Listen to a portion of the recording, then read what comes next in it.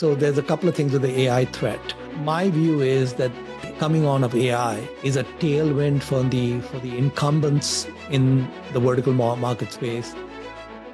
Why did you invest in vertical market software companies like Constellation, Topicus, and Lumen, despite not typically investing in tech? And are you worried about AI disruption in this space? So just a little bit of background. My degree is in computer engineering. I ran a IT services system integration firm for more than a decade and worked in tech for around 15 years or so.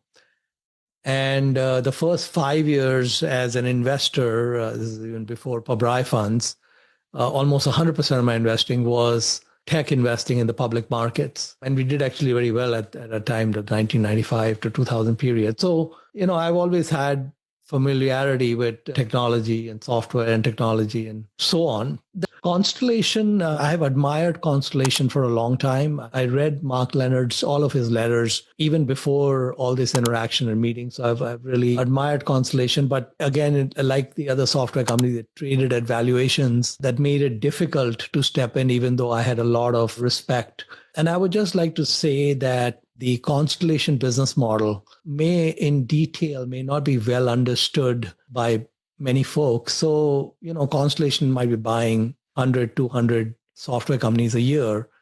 They have a list of, people believe, somewhere like 50 to 70,000 vertical software businesses that they touch at least twice a year. And I have friends who have vertical software companies, and in talking to them, they have actually, they've been on the receiving end of these kind of nudges. And so Constellation has a significant size team that is basically tasked with both digitally and on the phone, etc., reaching out to these principals and founders and saying, hey, if you ever decide to do something, please think of us, and that sort of thing. So if you just think about it very simply, that if you had 50,000 software companies, and if you think that all these founders, let's just say, were between the age of 40 and 80, for example, and let's say they were like, 2.5% in each age, like, 2.5% of 40 or 41 or 42, there might be about 2.5, 3 or 4% who are looking to retire every year. And so if you're looking at about 50,000 companies, you might have about 2,000, 2,500 companies of founders that just naturally want to move on. There also, then you add to that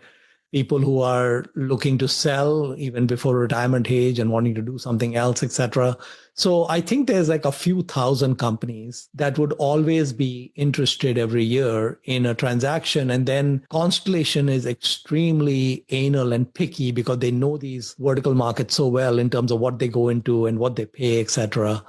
And I think now with the AI, so there's a couple of things with the AI threat. My view is that the coming on of AI is a tailwind for the incumbents in the vertical market space, as opposed to providing tailwinds to Betsy sitting in HR wanting to generate some HR software on her own. And so I think that when you look at that 50 to 70,000 universe, there will be a set of founders who will have concerns about AI and concerns about whether they'll be able to make the transition, etc., or not. So that the number of companies willing to sell, I think, would have gone up since the AI threat has come in.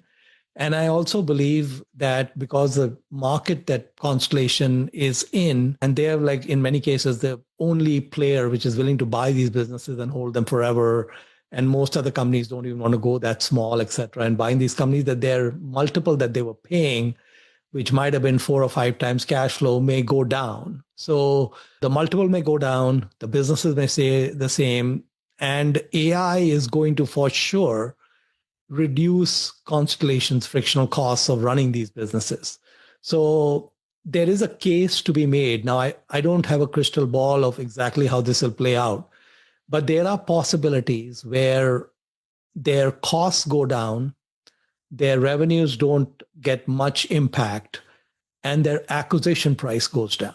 And even if all those things don't happen, stock that was sitting at $5,500 that was compounding at 20% of the $5,500 went into the low 2000s. And when I looked at it, it finally came into a price point where a person like me got excited. So that is why we are interested in investing in Constellation and Topicus and all of that.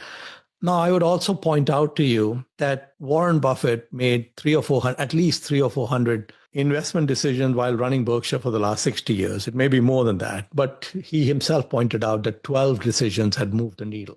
So about a 3 or 4% hit rate in terms of, multi-baggers that really move the needle for Berkshire. So when I look at my portfolio, and I look at it with, rose-colored glasses, I can't see any of them that are, going to crash and burn. And many of them look like they'll be, solid compounders for a long time. But I also know that that 4% rule is not something I'm going to be immune to, or any portfolio manager is going to be immune to. So I think that many of these companies that we may think have incredible futures, the actual futures may come about very different from the way I'm thinking about it, including Constellation or including Warrior and Alpha and so on and so forth. So you should keep it in mind that none of these are, absolutely, for sure or anything like that. So keep that in mind.